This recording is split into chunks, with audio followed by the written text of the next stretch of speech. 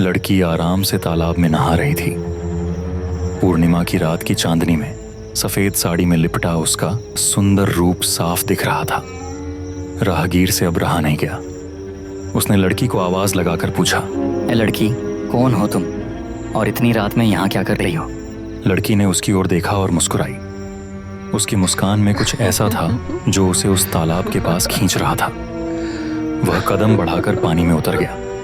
पानी बहुत ठंडा था, लेकिन उसका ध्यान केवल उस लड़की पर लगा हुआ था।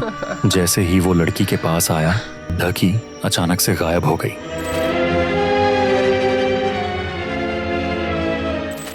एक गांव था जिसका नाम था शांतिपुर। यह गांव चारों ओर से घने जंगलों और पहाड़ियों से घिरा हुआ था। गांव के बीचों बीच स्थित एक पुराना तालाब, लोग उसे शापित तालाब कहते थे। उस तालाब के बारे में कहा जाता कि जो भी वहां रात में जाता है वह कभी वापस नहीं लौटता। पूर्णिमा की एक ठंडी और घने कोहरे वाली रात थी। एक राहगीर देर रात तालाब के पास से गुजर रहा था। आज तो बहुत देर हो गई। आज रात इसी गांव में रुक जाता हूँ। कल सुबह होते हैं आगे का सफर तय करूंगा। जैसे ही वह तालाब के करीब पहुंचा, उसे हल्की हल्की हंसी सुनाई दी। उसने मुड़कर देखा तो एक लड़की तालाब में नहाती हुई दिखाई दी। लड़की का चेहरा धुंधला था, लेकिन उसकी लंबी चोटी और सफेद कपड़े उसे अलग दिखा रहे थे। इस समय, इस सर्द रात को जंगल में ये लड़की अकेली क्या कर रही है? कहीं मैं सपना तो नहीं देख रहा? पास जाकर देखता हूँ। उसने पास जाकर देखा। लड़की आराम से तालाब में नहा रही थी। पूर्णिमा की रात की चांदनी में सफेद साड़ी में लिपटा उसका सुंदर रूप साफ दिख रहा था। राहगीर से अब रहा नहीं गया। उसने लड़की को आवाज लगाकर पूछा, ए लड़की, कौन हो तुम और इतनी रात में यहाँ क्या कर रही हो? लड़की ने उसकी ओर देखा और मुस्कुराई। उसकी मुस्कान में कुछ ऐसा था जो उसे उस तालाब के पास खींच रहा था। वह कदम बढ़ाकर पानी में उतर गया। पानी बहुत ठंडा था, लेकिन उसका ध्यान केवल उस लड़की पर लगा हुआ था। जैसे ही वो लड़की के पास आया, ढकी अचानक से गायब हो गई। अरे कहाँ गई वो? तभी पानी से एक हाथ निकला और उसको खींचकर तालाब के अंदर ले गया। उसकी चीख पूरे जंगल में गूंजी, लेकिन कोई उसे बचाने नहीं आया। अगले दिन रामू का शव तालाब के किनारे मिला। उसकी आंखें खुली थीं और चेहरे पर गहरी डर की छाया थी। आसपास गांव के लोग उसके शव को देख रहे थे। तभी उनमें से एक युवक बोला, मुखिया जी, आज इस तालाब ने एक और जान ले ली। ऐसा कब तक चलता रहेगा? मुखिया ने एक गहरी सांस ली और बोला, पता नहीं वो दिन कब आएगा जब हमें इस शापित तालाब से मुक्ति मिलेगी। यह घटना पूरे गांव में चर्चा का विषय बन गई। लोग तालाब को शापित कहते थे और इस घटना ने उनके डर को और बढ़ा दिया। एक दिन अजय, जो मुखिया जी का पोता था, शहर से अपनी पढ़ाई पूरी करके गांव आया। गांव आते ही उसे इस शापित तालाब के बारे में पता चला। उसने गांव वालों से तालाब के इतिहास के बारे में पूछा। गांव के बुजुर्ग रामपाल दादा ने बताया, यह तालाब साधारण नहीं है। यहाँ मीरा नाम की लड़की और उसका परिवार कुछ साल पहले डूब गया था। कहते हैं कि उनकी आत्माएं आज भी यहाँ भटक रही हैं। अजय ने पूछा, मीरा और उसके परिवार के साथ ऐसा क्या हुआ था? रामपाल दादा की आंखों में गहरी उदासी थी। उन्होंने कहा, ये एक दर्दनाक कहानी है बेटा। मीरा गांव की सबसे खूबसूरत लड़की थी। उसकी मासूमियत और सादगी ने हर किसी का दिल जीत लिया था। लेकिन गांव के दबंग ठाकुर रमेश सिंह की नजरें उसके शरीर पर थीं। रमेश एक लालची और क्रूर व्यक्ति था। वह मीरा को पाने के लिए किसी भी हद तक जाने को तैयार था। रमेश ने मीरा के परिवार को रिश्ता भेजा, लेकिन मीरा के पिता ने इसे ठुकरा दिया। मीरा के पिता शिवनारायण एक ईमानदार किसान थे। उन्होंने रमेश से साफ कह दिया, हम अपनी बेटी की शादी एक लालची और निर्दयी इंसान से नहीं करेंगे। रमेश इस अपमान से आग बबूला हो गया उसने मीरा और उसके परिवार से बदला लेने की ठान ली। एक रात रमेश ने अपने आदमियों के साथ मिलकर शिवनारायण के घर आग लगा दी। मीरा और उसका परिवार जान बचाने के लिए तालाब की ओर भागा, लेकिन रमेश ने उन्हें वहां भी घेर लिया। मीरा ने रमेश से विनती की, हमारा पीछा छोड़ दो। लेकिन रमेश ने कहा, अगर तुम मेरी नहीं हो सकती तो किसी की नहीं हो सकती। अभी भी समय है, मेरी बन जाओ। मीरा ने रमेश को गुस्से से देखा और कहा, मीरा अपनी जान दे देगी पर तुझसे शादी नहीं करेगी। इतना कहकर मीरा तालाब में कूद गई। मीरा को पानी में डूबते देख उसके माता पिता भी तालाब में कूद गए और इसके बाद वो कभी वापस नहीं आए। मीरा की आत्मा आज भी उस तालाब में कैद हो गई। मीरा हर रात तालाब में नहाती है और जो भी उसे देखता है वो कभी वापस नहीं आता। अजय ने इन बातों को सुनकर तय किया कि वह रात को इस तालाब के पास जाकर तालाब के रहस्य को सुलझाएगा। उस रात वो अपने घर सभी के सोने का इंतजार कर रहा था। आधी रात को जब सब लोग गहरी नींद में सो रहे थे, उसी समय वो उस तालाब की ओर निकल पड़ा। हल्का कोहरा छाया हुआ था, गांव में सन्नाटा पसरा था। जैसे ही वो उस तालाब के पास पहुंचा, उसने देखा कि तालाब के पानी में हल्की हल्की लहरें उठ रही थीं, जबकि वहां कोई हवा नहीं थी। चारों ओर कोहरे के अलावा कुछ दिखाई नहीं दे रहा था। चारों ओर सन्नाटा था। तभी अजय के कानों में पानी की आवाज सुनाई देती है। ऐसा लगा मानो पानी में कोई उतरा हो। उसने अपनी टार्च घुमाई। उसने देखा कि तालाब के बीचों बीच एक सुंदर लड़की, जिसने सफेद रंग की साड़ी पहन रखी है, नहा रही थी। उसने अजय को देखा और मुस्कुराकर अजय को अपनी ओर आने का इशारा किया। मीरा का इशारा पाते ही अजय को ना जाने क्या हुआ, वह धीरे धीरे तालाब की ओर चल दिया। मीरा उसे बुला रही थी। अजय धीरे धीरे तालाब के गहरे पानी में उतरता जा रहा था। पीछे से मुखिया जी की आवाज आती है, रुक जाओ अजय, आगे मत बढ़ना। मुखिया की आवाज सुनकर अजय को होश आता है। मुखिया जी के पीछे से कुछ और गांव वाले हाथों में जलती हुई मशाल लेकर वहां आ जाते हैं। अजय तालाब से बाहर आता है। उसके बाहर निकलते ही तालाब में लहरें उठने लगीं। अचानक मीरा की आत्मा पानी से बाहर आई। उसने कहा, तुम लोग यहाँ क्यों आए हो? तुम लोग काया हो? तुम्हारे सामने उस पापी रमेश ने मेरे परिवार को मार डाला, लेकिन तुम लोग चुप रहे। मैं किसी को नहीं छोड़ूंगी। मुखिया ने मीरा की बात सुनकर कहा, ऐसा मत कहो मीरा, हम लोग कायर नहीं हैं। जब रमेश की हरकत की वजह से तुम्हारे परिवार की जान गई, उसी दिन से रमेश के साथ गांव वालों ने सारे संबंध खत्म कर दिए। रमेश शराब पीने का आदी था और इसी कारण पिछले साल वो शराब पीकर कुएं में गिर गया और मर गया। उसकी मौत के बाद उसका परिवार भी अब यहाँ नहीं रहता है। हम जानते हैं तुम्हारे साथ बुरा हुआ है, लेकिन इसमें हमारा कोई दोष नहीं है। तुम हमें बताओ कि हम तुम्हारी आत्मा को कैसे मुक्ति दे सकते हैं। मीरा ने कहा, रमेश मर गया, लेकिन उसका घर अभी भी मुझे इसी गांव में बार बार उस पापी की याद दिलाता है। जब तक इस गांव में उसकी कोई भी निशानी बाकी रहेगी, मुझे मुक्ति नहीं मिलेगी। इतना सुनकर अजय ने गांव वालों को इकट्ठा किया और उन्हें अपने साथ लेकर रमेश के खाली पड़े टूटे फूटे मकान को आग लगा दी। जैसे ही मकान को आग लगी, मीरा और उसके माता पिता की आत्माएं तालाब से बाहर निकली। मीरा ने कहा, अब हमें शांति मिल गई है। इतना कहकर वो तीनों वहां से गायब हो जाते हैं। उस दिन के बाद तालाब एक साधारण जलाशय बन गया। रात का वक्त था और आसमान में बादल छाए हुए थे। गांव की सुनसान सड़क पर सन्नाटा पसरा हुआ था। यह सड़क गांव की सबसे रहस्यमयी जगह राजपुर हवेली की ओर जाती थी। लेकिन इस हवेली के बारे में एक अजीब कहानी मशहूर थी। हर पूर्णिमा की रात यहां से एक लड़की के रोने की आवाज आती थी।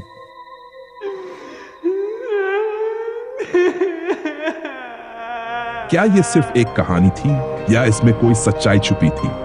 मैं इस रहस्य को सुलझा कर ही रहूंगा।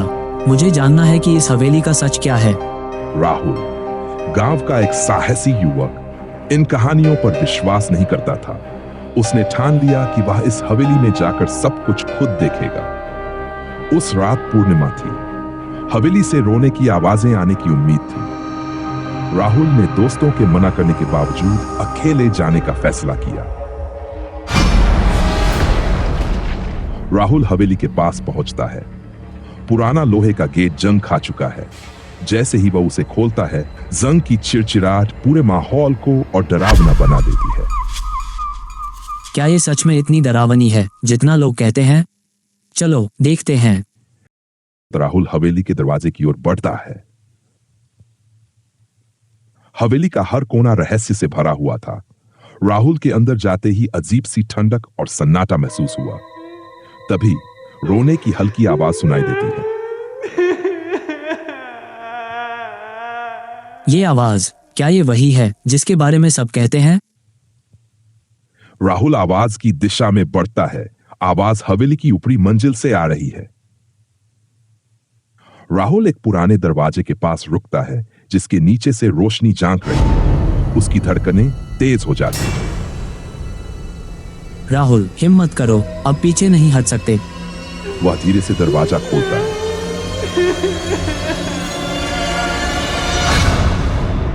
कमरे के बीच में एक लड़की सफेद कपड़ों में बैठी है, बाल बिखरे हुए। उसके सिसकने की आवाज गूंज रही है। तुम कौन हो? यहाँ क्या कर रही हो? लड़की सिर नहीं उठाती, बस रोती रहती है। मैं मदद करना चाहता हूँ, बताओ तुम्हारे साथ क्या हुआ है? तभी लड़की सिर उठाती है। उसकी आंखें खाली और सफेद हैं। राहुल घबरा जाता है और पीछे हटने लगता है। तुमने यहाँ आकर बहुत बड़ी गलती कर दी है। तुम कौन हो और ये सब क्या हो रहा है? ये मेरा घर था। मैं यहाँ अपने परिवार के साथ रहती थी, लेकिन एक रात धोखे से मेरी हत्या कर दी गई। मेरी आत्मा इस हवेली में कैद है। हर पूर्णिमा की रात मैं अपनी मुक्ति के लिए रोती हूँ। तुम्हारी आत्मा को कैसे मुक्ति मिल सकती है? इस हवेली में एक ताबीज है जो मेरे कमरे के नीचे दबा हुआ है। जब तक वो ताबीज यहाँ है, मैं मुक्त नहीं हो सकती। राहुल लड़की के बताए अनुसार फर्श पर बने छेद को खोदने लगता है। कुछ देर बाद एक ताबीज मिलता है। जैसे ही राहुल ने ताबीज उठाया, हवेली में हल्की रोशनी फैल गई। लड़की की आत्मा ने एक अंतिम बार राहुल की ओर देखा। अब मैं मुक्त हो रही हूँ। तुम्हारा धन्यवाद। लड़की गायब हो जाती है। हवेली में फैली ठंडक और डर का माहौल खत्म हो जाता है।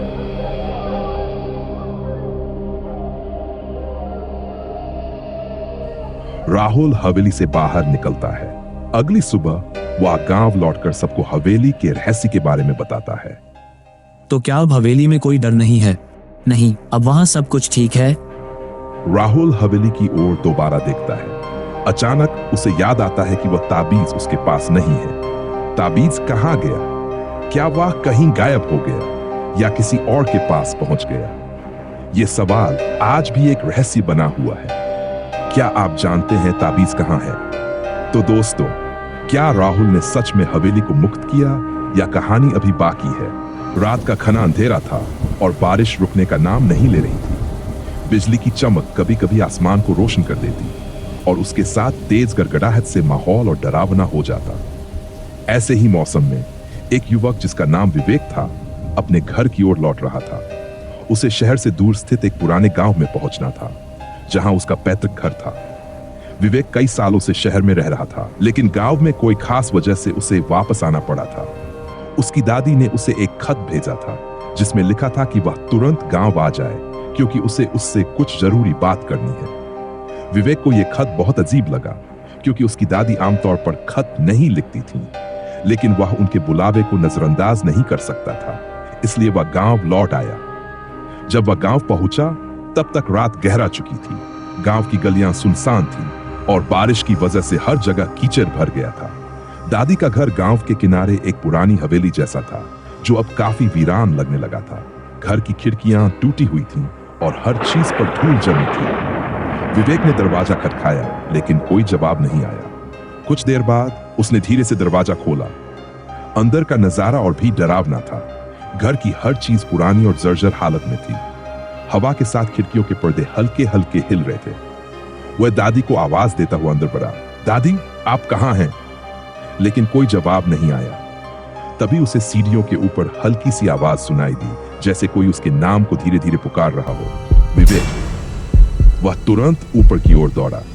ऊपर पहुंचकर उसने देखा कि दादी का कमरा खुला हुआ था, लेकिन जब उसने अंदर झांका तो वहां कोई नहीं था। कमरे में सिर्फ एक पुराना चूल्हा हिल रहा था, जैसे कोई अभी अभी यहाँ से उठा हो। विवेक अब डर और उलझन में था। उसने सोचा कि शायद दादी कहीं और चली गई हो, लेकिन तभी उसे कमरे के कोने में एक पुराना संदूक मिला। संदूक पर धूल की मोटी परत थी और ये वर्षों से शायद किसी ने खोला भी नहीं था। विवेक की जिज्ञासा बढ़ गई। उसने संदूक को खोला और अंदर उसे एक पुरानी डायरी मिली। डायरी के पन्ने पीले हो चुके थे, लेकिन उसमें लिखावट अब भी साफ दिखाई दे रही थी। उसने पहला पन्ना खोला और जो कुछ उसने पढ़ा उसे देखकर उसके होश उड़ गए। उसमें लिखा था, यह हवेली एक रहस्य छिपाए हुए है। इस घर में एक काला साया है जो पीढ़ियों से हमारे परिवार के साथ बंधा हुआ है। वह साया हमें कभी नहीं छोड़ता और अब उसका अगला शिकार विवेक है। मैं चाहती हूं कि वह इस सच्चाई से पहले ही वाकिफ हो जाए, क्योंकि यह साया उसे खत्म करने वाला है। विवेक के हाथ से डायरी गिर गई। उसके पूरे शरीर में सिहरन दौड़ गई। तभी उसे कमरे के दरवाजे पर किसी के पैरों की आहट सुनाई दी। वह मुड़ा और वहां उसकी दादी खड़ी थी, लेकिन उनका चेहरा अजीब सा था, सूना और भावहीन। उनकी आंखें खाली और ठंडी थीं, जैसे उनमें कोई जान न हो। विवेक ने कांपते हुए कहा, दादी, यह सब क्या है? यह डायरी में क्या लिखा है? दादी ने बिना कुछ कहे उसकी ओर देखा और धीरे धीरे बोली, तुम्हें सच जानना ही होगा विवेक। यह हवेली सिर्फ एक घर नहीं है, यह एक कैद है। यहाँ एक आत्मा बंधी हुई है जिसने हमारी पूरी पीढ़ियों को अपने चंगुल में लिया है और अब उसकी निगाहें तुम पर हैं। विवेक को यह सब सुनकर विश्वास नहीं हो रहा था। आत्मा? यह सब क्या है? दादी ने कहा, तुम्हारे पिता भी इसी साए का शिकार बने थे और अब यह तुम्हें लेने आया है।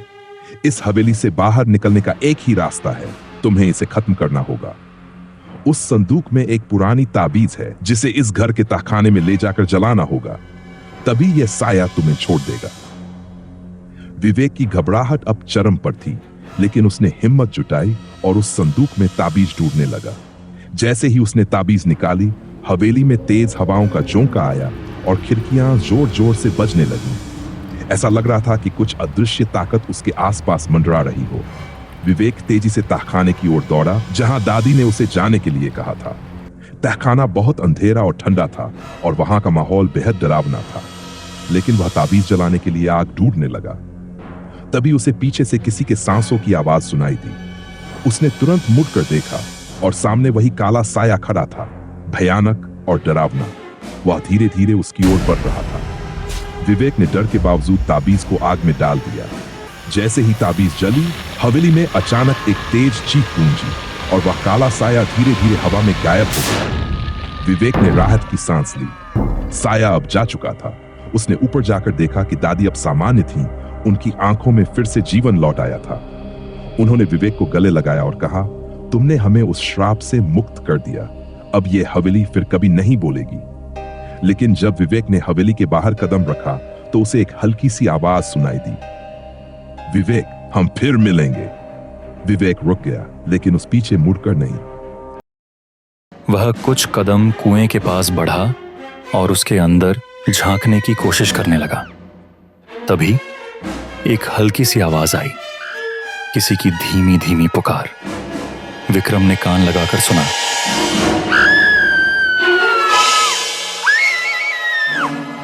विक्रम का दिल तेजी से धड़कने लगा। यह वही आवाज थी जिसके बारे में लोगों ने उसे बताया था। रात के सन्नाटे में घिरा हुआ एक छोटा सा कस्बा था जिसका नाम था मीरगंज। यहां के लोग बेहद साधारण जीवन जीते थे, लेकिन एक अजीब बात थी जो सभी को परेशान करती थी। कस्बे के ठीक बीचों बीच एक पुराना कुआं था जिसे लोग गुमनाम कुआं कहते थे। कहा जाता था कि उस कुएं से रात के समय किसी की मदद के लिए पुकारने की आवाज आती है, लेकिन जो भी उस आवाज को सुनकर कुएं के पास गया वह कभी वापस नहीं लौटा। कस्बे के लोग इतने डरे हुए थे कि अब उस कुएं के पास जाना तो दूर, वे उसके बारे में बात करना भी पसंद नहीं करते थे। किसी को नहीं पता था कि इस रहस्य के पीछे क्या है, लेकिन एक बात तय थी, इस कुएं में कुछ था जो अंधेरे में छिपा हुआ था। विक्रम, जो एक खोजी पत्रकार था, इस रहस्य को सुलझाने के लिए मीरगंज आया था। उसे इस अजीब और गरीब कहानी के बारे में एक पुराने अखबार से पता चला था और उसका मानना था कि इस सब के पीछे कोई न कोई सच्चाई जरूर होगी। वह बिना किसी डर के उस कुएं के रहस्य की तह तक पहुंचना चाहता था। विक्रम ने मिरगंज के कुछ लोगों से बात करने की कोशिश की, लेकिन सबने उसे इस मामले से दूर रहने की सलाह दी।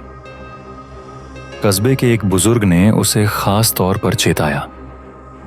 बेटा, अगर तुम्हें अपनी जान की सलामती प्यारी है तो उस कुएं के पास मत जाना।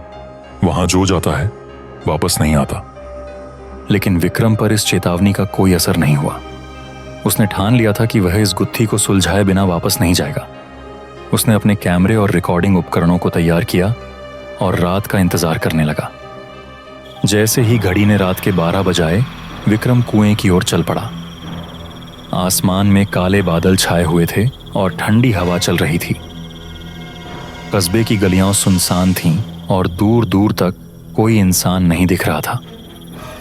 विक्रम जब कुएं के पास पहुंचा तो उसने देखा कि वह कुआं बेहद पुराना और जर्जर हो चुका था। उसके चारों ओर उग आई झाड़ियां उसे और भी भयानक बना रही थीं। विक्रम ने चारों ओर देखा, लेकिन कुछ भी असामान्य नहीं लगा। वह कुछ कदम कुएं के पास बढ़ा और उसके अंदर झांकने की कोशिश करने लगा। तभी एक हल्की सी आवाज आई, किसी की धीमी धीमी पुकार। विक्रम ने कान लगाकर सुना।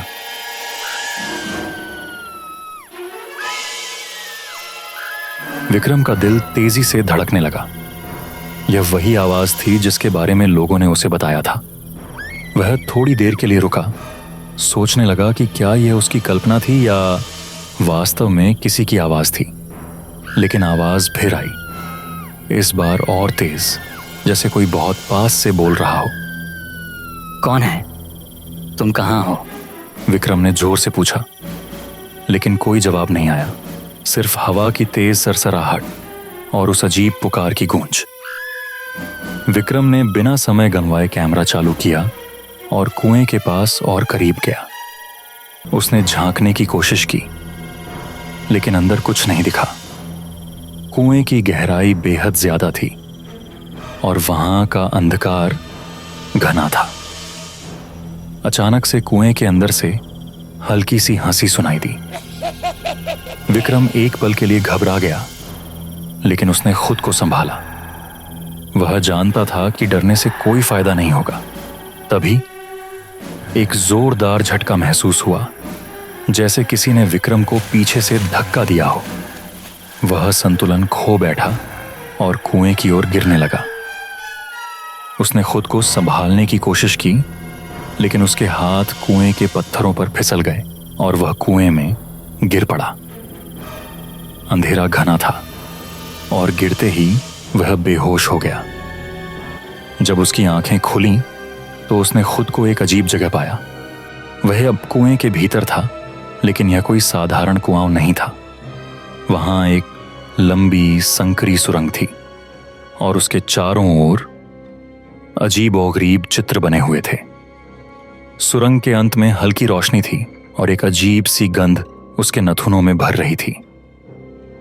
विक्रम ने खुद को उठाया और उस रोशनी की ओर बढ़ा। उसके दिल में सैकड़ों सवाल उठ रहे थे।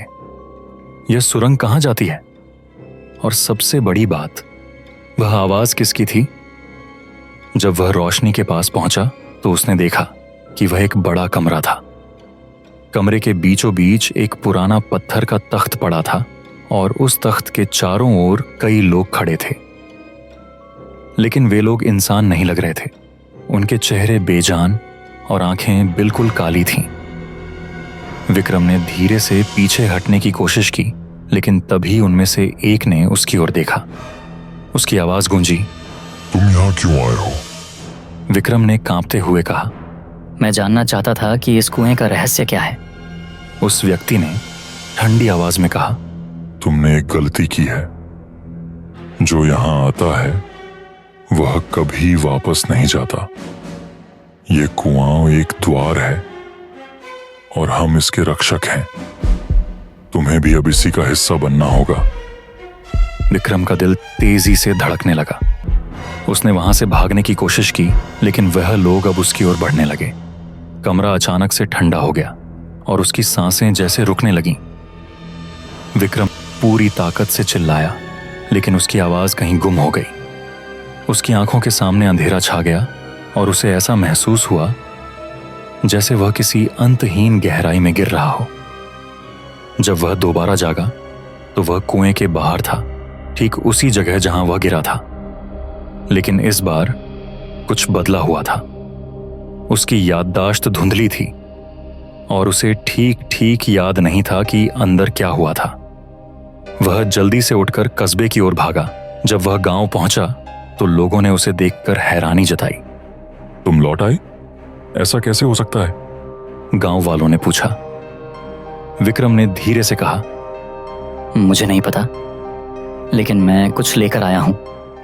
उसने अपने बैग से कैमरा निकाला और जब उसने रिकॉर्डिंग चेक की तो उसकी धड़कन तेज हो गई।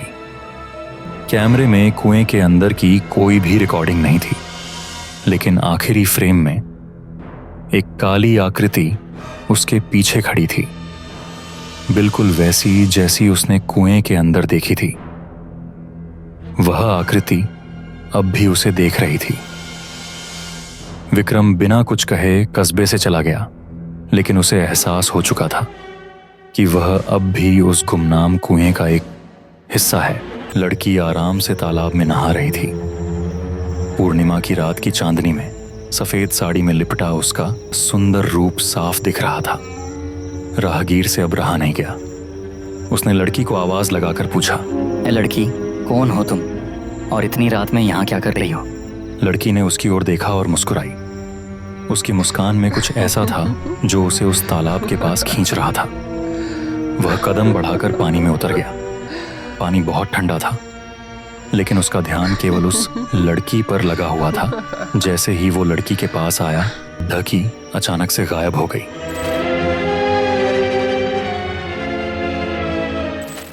एक गांव था जिसका नाम था शांतिपुर। यह गांव चारों ओर से घने जंगलों और पहाड़ियों से घिरा हुआ था। गांव के बीचों बीच स्थित एक पुराना तालाब, लोग उसे शापित तालाब कहते थे। उस तालाब के बारे में कहा जाता कि जो भी वहां रात में जाता है वह कभी वापस नहीं लौटता। पूर्णिमा की एक ठंडी और घने कोहरे वाली रात थी। एक राहगीर देर रात तालाब के पास से गुजर रहा था। आज तो बहुत देर हो गई। आज रात इसी गांव में रुक जाता हूँ। कल सुबह होते हैं आगे का सफर तय करूंगा। जैसे ही वह तालाब के करीब पहुंचा, उसे हल्की हल्की हंसी सुनाई दी। उसने मुड़कर देखा तो एक लड़की तालाब में नहाती हुई दिखाई दी। लड़की का चेहरा धुंधला था, लेकिन उसकी लंबी चोटी और सफेद कपड़े उसे अलग दिखा रहे थे। इस समय, इस सर्द रात को जंगल में ये लड़की अकेली क्या कर रही है? कहीं मैं सपना तो नहीं देख रहा? पास जाकर देखता हूँ। उसने पास जाकर देखा। लड़की आराम से तालाब में नहा रही थी। पूर्णिमा की रात की चांदनी में सफेद साड़ी में लिपटा उसका सुंदर रूप साफ दिख रहा था। राहगीर से अब रहा नहीं गया। उसने लड़की को आवाज लगाकर पूछा, ए लड़की, कौन हो तुम और इतनी रात में यहाँ क्या कर रही हो? लड़की ने उसकी ओर देखा और मुस्कुराई। उसकी मुस्कान में कुछ ऐसा था जो उसे उस तालाब के पास खींच रहा था। वह कदम बढ़ाकर पानी में उतर गया।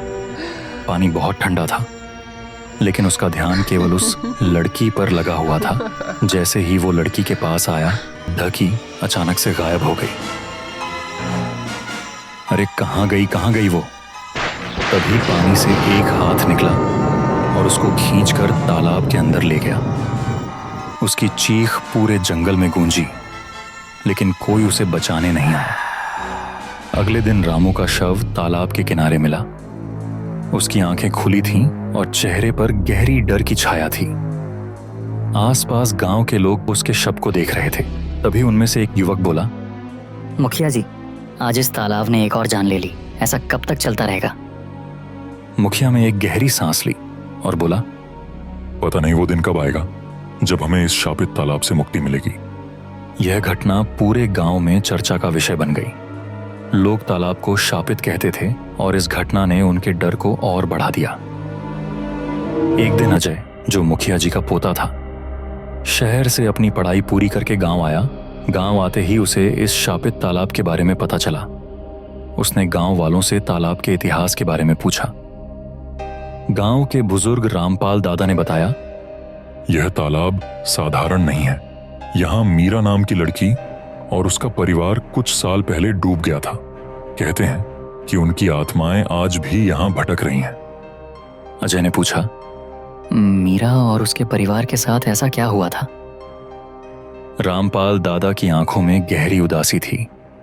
उन्होंने कहा, ये एक दर्दनाक कहानी है बेटा। मीरा गांव की सबसे खूबसूरत लड़की थी। उसकी मासूमियत और सादगी ने हर किसी का दिल जीत लिया था। लेकिन गांव के दबंग ठाकुर रमेश सिंह की नजरें उसके शरीर पर थीं। रमेश एक लालची और क्रूर व्यक्ति था।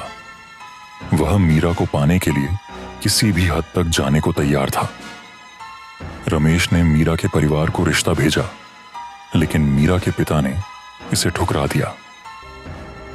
मीरा के पिता शिवनारायण एक ईमानदार किसान थे। उन्होंने रमेश से साफ कह दिया, हम अपनी बेटी की शादी एक लालची और निर्दयी इंसान से नहीं करेंगे। रमेश इस अपमान से आगा बबूला हो गया। उसने मीरा और उसके परिवार से बदला लेने की ठान ली। एक रात रमेश ने अपने आदमियों के साथ मिलकर शिवनारायण के घर आग लगा दी। मीरा और उसका परिवार जान बचाने के लिए तालाब की ओर भागा, लेकिन रमेश ने उन्हें वहां भी घेर लिया। मीरा ने रमेश से विनती की, हमारा पीछा छोड़ दो। लेकिन रमेश ने कहा, अगर तुम मेरी नहीं हो सकती तो किसी की नहीं हो सकती। अभी भी समय है, मेरी बन जाओ। मीरा ने रमेश को गुस्से से देखा और कहा, मीरा अपनी जान दे देगी पर तुझसे शादी नहीं करेगी। इतना कहकर मीरा तालाब में कूद गई। मीरा को पानी में डूबते देख उसके माता पिता भी तालाब में कूद गए और इसके बाद वो कभी वापस नहीं आए। मीरा की आत्मा आज भी उस तालाब में कैद हो गई। मीरा हर रात तालाब में नहाती है और जो भी उसे देखता है वो कभी वापस नहीं आता। अजय ने इन बातों को सुनकर तय किया कि वह रात को इस तालाब के पास जाकर तालाब के रहस्य को सुलझाएगा। उस रात वो अपने घर सभी के सोने का इंतजार कर रहा था। आधी रात को जब सब लोग गहरी नींद में सो रहे थे, उसी समय वो उस तालाब की ओर निकल पड़ा। हल्का कोहरा छाया हुआ था। गांव में सन्नाटा पसरा था। जैसे ही वो उस तालाब के पास पहुंचा, उसने देखा कि तालाब के पानी में हल्की हल्की लहरें उठ रही थीं, जबकि वहां कोई हवा नहीं थी। चारों ओर कोहरे के अलावा कुछ दिखाई नहीं दे रहा था। चारों ओर सन्नाटा था। तभी अजय के कानों में पानी की आवाज सुनाई देती है। ऐसा लगा मानो पानी में कोई उतरा हो। उसने अपनी टार्च घुमाई। उसने देखा कि तालाब के बीचों बीच एक सुंदर लड़की, जिसने सफेद रंग की साड़ी पहन रखी है, नहा रही थी। उसने अजय को देखा और मुस्कुराकर अजय को अपनी ओर आने का इशारा किया। मीरा का इशारा पाते ही अजय को ना जाने क्या हुआ। वह धीरे धीरे तालाब की ओर चल दिया। मीरा उसे बुला रही थी। अजय धीरे धीरे तालाब के गहरे पानी में उतरता जा रहा था। पीछे से मुखिया जी की आवाज आती है, रुक जाओ अजय, आगे मत बढ़ना। मुखिया की आवाज सुनकर अजय को होश आता है। मुखिया जी के पीछे से कुछ और गांव वाले हाथों में जलती हुई मशाल लेकर वहां आ जाते हैं। अजय तालाब से बाहर आता है। उसके बाहर निकलते ही तालाब में लहरें उठने लगीं। अचानक मीरा की आत्मा पानी से बाहर आई। उसने कहा, तुम लोग यहाँ क्यों आए हो? तुम लोग काया हो? तुम्हारे सामने उस पापी रमेश ने मेरे परिवार को मार डाला, लेकिन तुम लोग चुप रहे। मैं किसी को नहीं छोड़ूंगी। मुखिया ने मीरा की बात सुनकर कहा, ऐसा मत कहो मीरा, हम लोग कायर नहीं हैं। जब रमेश की हरकत की वजह से तुम्हारे परिवार की जान गई, उसी दिन से रमेश के साथ गांव वालों ने सारे संबंध खत्म कर दिए। रमेश शराब पीने का आदी था और इसी कारण पिछले साल वो शराब पीकर कुएं में गिर गया और मर गया। उसकी मौत के बाद उसका परिवार भी अब यहाँ नहीं रहता है। हम जानते हैं तुम्हारे साथ बुरा हुआ है, लेकिन इसमें हमारा कोई दोष नहीं है। तुम हमें बताओ कि हम तुम्हारी आत्मा को कैसे मुक्ति दे सकते हैं। मीरा ने कहा, रमेश मर गया, लेकिन उसका घर अभी भी मुझे इसी गांव में बार बार उस पापी की याद दिलाता है। जब तक इस गांव में उसकी कोई भी निशानी बाकी रहेगी, मुझे मुक्ति नहीं मिलेगी। इतना सुनकर अजय ने गांव वालों को इकट्ठा किया और उन्हें अपने साथ लेकर रमेश के खाली पड़े टूटे फूटे मकान को आग लगा दी। जैसे ही मकान को आग लगी, मीरा और उसके माता पिता की आत्माएं तालाब से बाहर निकली। मीरा ने कहा, अब हमें शांति मिल गई है। इतना कहकर वो तीनों वहां से गायब हो जाते हैं। उस दिन के बाद तालाब एक साधारण जलाशय बन गया। रात का वक्त था और आसमान में बादल छाए हुए थे। गांव की सुनसान सड़क पर सन्नाटा पसरा हुआ था। यह सड़क गांव की सबसे रहस्यमयी जगह राजपुर हवेली की ओर जाती थी। लेकिन इस हवेली के बारे में एक अजीब कहानी मशहूर थी। हर पूर्णिमा की रात यहां से एक लड़की के रोने की आवाज आती थी।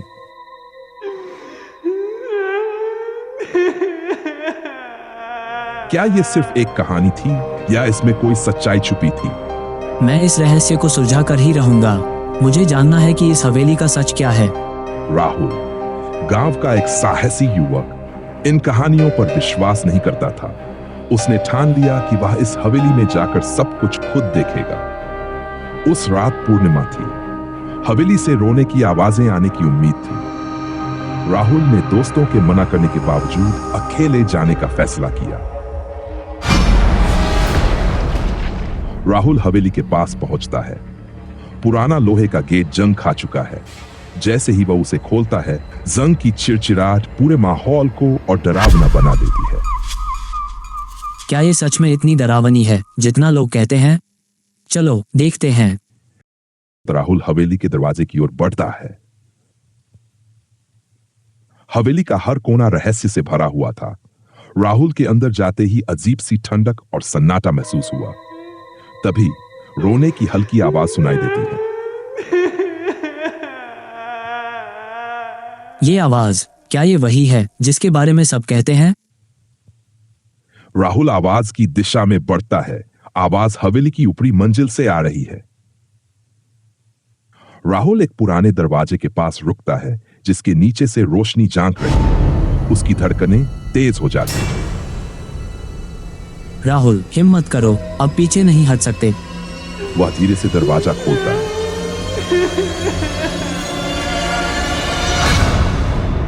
कमरे के बीच में एक लड़की सफेद कपड़ों में बैठी है, बाल बिखरे हुए। उसके सिसकने की आवाज गूंज रही है। तुम कौन हो? यहाँ क्या कर रही हो? लड़की सिर नहीं उठाती, बस रोती रहती। मैं मदद करना चाहता हूँ, बताओ तुम्हारे साथ क्या हुआ है? तभी लड़की सिर उठाती है। उसकी आंखें खाली और सफेद हैं। राहुल घबरा जाता है और पीछे हटने लगता है। तुमने यहाँ आकर बहुत बड़ी गलती कर दी है। तुम कौन हो और ये सब क्या हो रहा है? ये मेरा घर था। मैं यहाँ अपने परिवार के साथ रहती थी, लेकिन एक रात धोखे से मेरी हत्या कर दी गई। मेरी आत्मा इस हवेली में कैद है। हर पूर्णिमा की रात मैं अपनी मुक्ति के लिए रोती हूँ। तुम्हारी आत्मा को कैसे मुक्ति मिल सकती है? इस हवेली में एक ताबीज है जो मेरे कमरे के नीचे दबा हुआ है। जब तक वो ताबीज यहाँ है, मैं मुक्त नहीं हो सकती। राहुल लड़की के बताए अनुसार फर्श पर बने छेद को खोदने लगता है। कुछ देर बाद एक ताबीज मिलता है। जैसे ही राहुल ने ताबीज उठाया, हवेली में हल्की रोशनी फैल गई। लड़की की आत्मा ने एक अंतिम बार राहुल की ओर देखा। अब मैं मुक्त हो रही हूँ। तुम्हारा धन्यवाद। लड़की गायब हो जाती है। हवेली में फैली ठंडक और डर का माहौल खत्म हो जाता है।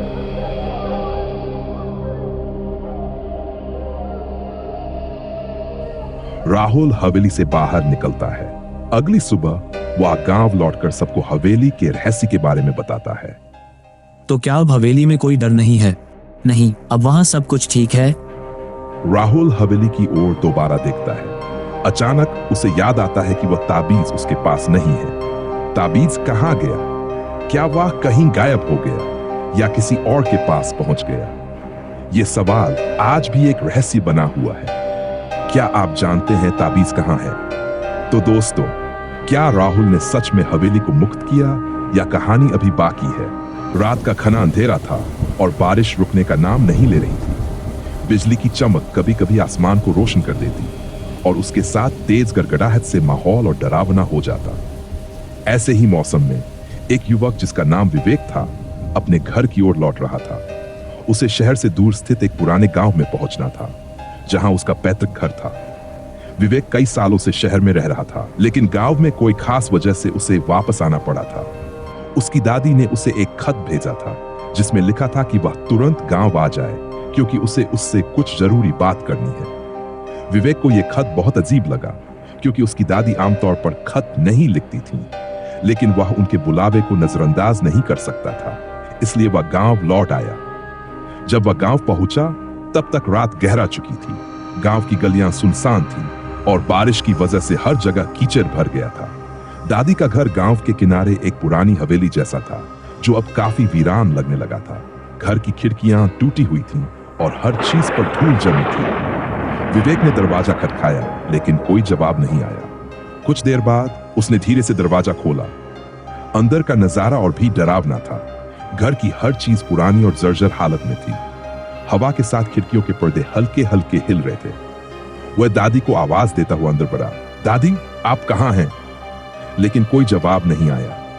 तभी उसे सीढ़ियों के ऊपर हल्की सी आवाज सुनाई दी, जैसे कोई उसके नाम को धीरे धीरे पुकार रहा हो, विवेक। वह तुरंत ऊपर की ओर दौड़ा। ऊपर पहुंचकर उसने देखा कि दादी का कमरा खुला हुआ था, लेकिन जब उसने अंदर झांका तो वहां कोई नहीं था। कमरे में सिर्फ एक पुराना चूल्हा हिल रहा था, जैसे कोई अभी अभी यहां से उठा हो। विवेक अब डर और उलझन में था। उसने सोचा कि शायद दादी कहीं और चली गई हो, लेकिन तभी उसे कमरे के कोने में एक पुराना संदूक मिला। संदूक पर धूल की मोटी परत थी और यह वर्षों से शायद किसी ने खोला भी नहीं था। विवेक की जिज्ञासा बढ़ गई। उसने संदूक को खोला और अंदर उसे एक पुरानी डायरी मिली। डायरी के पन्ने पीले हो चुके थे, लेकिन उसमें लिखावट अब भी साफ दिखाई दे रही थी। उसने पहला पन्ना खोला और जो कुछ उसने पढ़ा उसे देखकर उसके होश उड़ गए। उसमें लिखा था, यह हवेली एक रहस्य छिपाए हुए है। इस घर में एक काला साया है जो पीढ़ियों से हमारे परिवार के साथ बंधा हुआ है। वह साया हमें कभी नहीं छोड़ता और अब उसका अगला शिकार विवेक है। मैं चाहती हूं कि वह इस सच्चाई से पहले ही वाकिफ हो जाए, क्योंकि यह साया उसे खत्म करने वाला है। विवेक के हाथ से डायरी गिर गई। उसके पूरे शरीर में सिहरन दौड़ गई। तभी उसे कमरे के दरवाजे पर किसी के पैरों की आहट सुनाई दी। वह मुड़ा और वहां उसकी दादी खड़ी थी, लेकिन उनका चेहरा अजीब सा था, सूना और भावहीन। उनकी आंखें खाली और ठंडी थीं, जैसे उनमें कोई जान न हो। विवेक ने कांपते हुए कहा, दादी यह सब क्या है? यह डायरी में क्या लिखा है? दादी ने बिना कुछ कहे उसकी ओर देखा और धीरे धीरे बोली, तुम्हें सच जानना ही होगा विवेक। यह हवेली सिर्फ एक घर नहीं है, यह एक कैद है। यहाँ एक आत्मा बंधी हुई है जिसने हमारी पूरी पीढ़ियों को अपने चंगुल में लिया है और अब उसकी निगाहें तुम पर हैं। विवेक को यह सब सुनकर विश्वास नहीं हो रहा था। आत्मा? यह सब क्या है? दादी ने कहा, तुम्हारे पिता भी इसी साय का शिकार बने थे और अब यह तुम्हें लेने आया है। इस हवेली से बाहर निकलने का एक ही रास्ता है, तुम्हें इसे खत्म करना होगा। उस संदूक में एक पुरानी ताबीज है जिसे इस घर के तहखाने में ले जाकर जलाना होगा, तभी यह साया तुम्हें छोड़ देगा। विवेक की घबराहट अब चरम पर थी, लेकिन उसने हिम्मत जुटाई और उस संदूक में ताबीज ढूंढने लगा। जैसे ही उसने ताबीज निकाली, हवेली में तेज हवाओं का झोंका आया और खिड़कियां जोर जोर से बजने लगीं। ऐसा लग रहा था कि कुछ अदृश्य ताकत उसके आसपास मंडरा रही हो। विवेक तेजी से तहखाने की ओर दौड़ा, जहां दादी ने उसे जाने के लिए कहा था। तहखाना बहुत अंधेरा और ठंडा था और वहां का माहौल बेहद डरावना था, लेकिन वह ताबीज जलाने के लिए आग ढूंढने लगा। तभी उसे पीछे से किसी के सांसों की आवाज सुनाई दी। उसने तुरंत मुड़कर देखा और सामने वही काला साया खड़ा था, भयानक और डरावना। वह धीरे धीरे उसकी ओर बढ़ रहा था। विवेक ने डर के बावजूद ताबीज को आग में डाल दिया।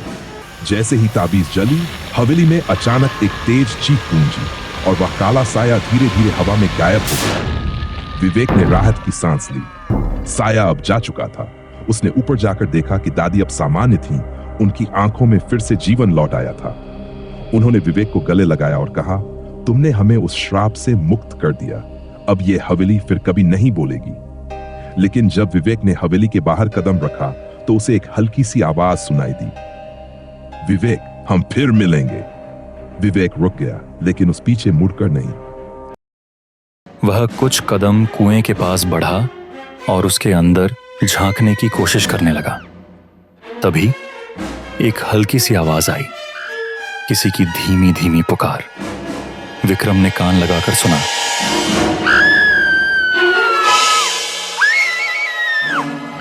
विक्रम का दिल तेजी से धड़कने लगा। यह वही आवाज थी जिसके बारे में लोगों ने उसे बताया था। रात के सन्नाटे में घिरा हुआ एक छोटा सा कस्बा था जिसका नाम था मीरगंज। यहां के लोग बेहद साधारण जीवन जीते थे, लेकिन एक अजीब बात थी जो सभी को परेशान करती थी। कस्बे के ठीक बीचों बीच एक पुराना कुआं था जिसे लोग गुमनाम कुआं कहते थे। कहा जाता था कि उस कुएं से रात के समय किसी की मदद के लिए पुकारने की आवाज आती है, लेकिन जो भी उस आवाज को सुनकर कुएं के पास गया वह कभी वापस नहीं लौटा। कस्बे के लोग इतने डरे हुए थे कि अब उस कुएं के पास जाना तो दूर, वे उसके बारे में बात करना भी पसंद नहीं करते थे। किसी को नहीं पता था कि इस रहस्य के पीछे क्या है, लेकिन एक बात तय थी, इस कुएं में कुछ था जो अंधेरे में छिपा हुआ था। विक्रम, जो एक खोजी पत्रकार था, इस रहस्य को सुलझाने के लिए मीरगंज आया था। उसे इस अजीब-ओ-गरीब कहानी के बारे में एक पुराने अखबार से पता चला था और उसका मानना था कि इस सब के पीछे कोई न कोई सच्चाई जरूर होगी। वह बिना किसी डर के उस कुएं के रहस्य की तह तक पहुंचना चाहता था। विक्रम ने मीरगंज के कुछ लोगों से बात करने की कोशिश की, लेकिन सबने उसे इस मामले से दूर रहने की सलाह दी। कस्बे के एक बुजुर्ग ने उसे खास तौर पर चेताया। बेटा, अगर तुम्हें अपनी जान की सलामती प्यारी है तो उस कुएं के पास मत जाना। वहां जो जाता है वापस नहीं आता। लेकिन विक्रम पर इस चेतावनी का कोई असर नहीं हुआ। उसने ठान लिया था कि वह इस गुत्थी को सुलझाए बिना वापस नहीं जाएगा। उसने अपने कैमरे और रिकॉर्डिंग उपकरणों को तैयार किया और रात का इंतजार करने लगा। जैसे ही घड़ी ने रात के 12 बजाए, विक्रम कुएं की ओर चल पड़ा। आसमान में काले बादल छाए हुए थे और ठंडी हवा चल रही थी। कस्बे की गलियां सुनसान थीं और दूर दूर तक कोई इंसान नहीं दिख रहा था। विक्रम जब कुएं के पास पहुंचा तो उसने देखा कि वह कुआं बेहद पुराना और जर्जर हो चुका था। उसके चारों ओर उग आई झाड़ियां उसे और भी भयानक बना रही थीं। विक्रम ने चारों ओर देखा, लेकिन कुछ भी असामान्य नहीं लगा। वह कुछ कदम कुएं के पास बढ़ा और उसके अंदर झांकने की कोशिश करने लगा। तभी एक हल्की सी आवाज आई, किसी की धीमी धीमी पुकार। विक्रम ने कान लगाकर सुना।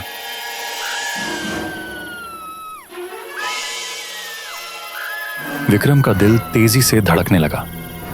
यह वही आवाज थी जिसके बारे में लोगों ने उसे बताया था। वह थोड़ी देर के लिए रुका, सोचने लगा कि क्या यह उसकी कल्पना थी या वास्तव में किसी की आवाज थी। लेकिन आवाज फिर आई, इस बार और तेज, जैसे कोई बहुत पास से बोल रहा हो। कौन है? तुम कहाँ हो? विक्रम ने जोर से पूछा, लेकिन कोई जवाब नहीं आया। सिर्फ हवा की तेज सरसराहट और उस अजीब पुकार की गूंज। विक्रम ने बिना समय गंवाए कैमरा चालू किया और कुएं के पास और करीब गया। उसने झांकने की कोशिश की, लेकिन अंदर कुछ नहीं दिखा। कुएं की गहराई बेहद ज्यादा थी और वहां का अंधकार घना था। अचानक से कुएं के अंदर से हल्की सी हंसी सुनाई दी। विक्रम एक पल के लिए घबरा गया, लेकिन उसने खुद को संभाला। वह जानता था कि डरने से कोई फायदा नहीं होगा। तभी एक जोरदार झटका महसूस हुआ, जैसे किसी ने विक्रम को पीछे से धक्का दिया हो। वह संतुलन खो बैठा और कुएं की ओर गिरने लगा। उसने खुद को संभालने की कोशिश की, लेकिन उसके हाथ कुएं के पत्थरों पर फिसल गए और वह कुएं में गिर पड़ा। अंधेरा घना था और गिरते ही वह बेहोश हो गया। जब उसकी आंखें खुलीं तो उसने खुद को एक अजीब जगह पाया। वह अब कुएं के भीतर था, लेकिन यह कोई साधारण कुआं नहीं था। वहां एक लंबी संकरी सुरंग थी और उसके चारों ओर अजीब और गरीब चित्र बने हुए थे। सुरंग के अंत में हल्की रोशनी थी और एक अजीब सी गंध उसके नथुनों में भर रही थी। विक्रम ने खुद को उठाया और उस रोशनी की ओर बढ़ा। उसके दिल में सैकड़ों सवाल उठ रहे थे। यह सुरंग कहां जाती है? और सबसे बड़ी बात, वह आवाज किसकी थी? जब वह रोशनी के पास पहुंचा तो उसने देखा कि वह एक बड़ा कमरा था। कमरे के बीचों बीच एक पुराना पत्थर का तख्त पड़ा था और उस तख्त के चारों ओर कई लोग खड़े थे, लेकिन वे लोग इंसान नहीं लग रहे थे। उनके चेहरे बेजान और आंखें बिल्कुल काली थीं। विक्रम ने धीरे से पीछे हटने की कोशिश की, लेकिन तभी उनमें से एक ने उसकी ओर देखा। उसकी आवाज गूंजी, तुम यहाँ क्यों आए हो? विक्रम ने कांपते हुए कहा, मैं जानना चाहता था कि इस कुएं का रहस्य क्या है। उस व्यक्ति ने ठंडी आवाज में कहा, तुमने एक गलती की है। जो यहाँ आता है वह कभी वापस नहीं जाता। ये कुआं एक द्वार है और हम इसके रक्षक हैं। तुम्हें भी अब इसी का हिस्सा बनना होगा। विक्रम का दिल तेजी से धड़कने लगा। उसने वहां से भागने की कोशिश की, लेकिन वह लोग अब उसकी ओर बढ़ने लगे। कमरा अचानक से ठंडा हो गया और उसकी सांसें जैसे रुकने लगीं। विक्रम पूरी ताकत से चिल्लाया, लेकिन उसकी आवाज कहीं गुम हो गई। उसकी आंखों के सामने अंधेरा छा गया और उसे ऐसा महसूस हुआ जैसे वह किसी अंतहीन गहराई में गिर रहा हो। जब वह दोबारा जागा तो वह कुएं के बाहर था, ठीक उसी जगह जहां वह गिरा था। लेकिन इस बार कुछ बदला हुआ था। उसकी याददाश्त धुंधली थी और उसे ठीक ठीक याद नहीं था कि अंदर क्या हुआ था। वह जल्दी से उठकर कस्बे की ओर भागा। जब वह गांव पहुंचा तो लोगों ने उसे देखकर हैरानी जताई। तुम लौट आए? ऐसा कैसे हो सकता है? गांव वालों ने पूछा। विक्रम ने धीरे से कहा, मुझे नहीं पता, लेकिन मैं कुछ लेकर आया हूं। उसने अपने बैग से कैमरा निकाला और जब उसने रिकॉर्डिंग चेक की तो उसकी धड़कन तेज हो गई। कैमरे में कुएं के अंदर की कोई भी रिकॉर्डिंग नहीं थी, लेकिन आखिरी फ्रेम में एक काली आकृति उसके पीछे खड़ी थी, बिल्कुल वैसी जैसी उसने कुएं के अंदर देखी थी। वह आकृति अब भी उसे देख रही थी। विक्रम बिना कुछ कहे कस्बे से चला गया, लेकिन उसे एहसास हो चुका था कि वह अब भी उस गुमनाम कुएं का एक हिस्सा है।